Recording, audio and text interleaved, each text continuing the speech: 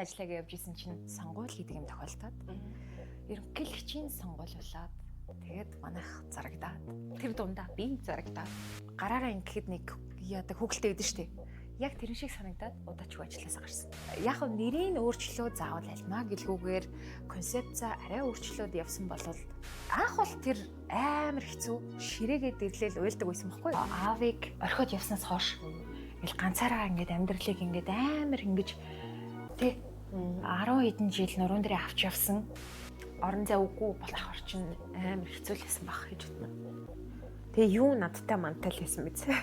Би одоо том их чинь байж хаяа дүүдээ хатаархаад байгаа юм шиг нэг тийм нэг юм байгаад байгаа байхгүй. Энэ миний өөрийн олсон цалин учраас би өөрөө өөрнө. Ах маань архины амралтай болсон. Ер нь бол нөгөө нэг аавыгаа өөр хүнтэй явж байгааг би мэдсэн. Тэгээд ээжтэй хэлсэн. Тэгээд аав яваад гисэн.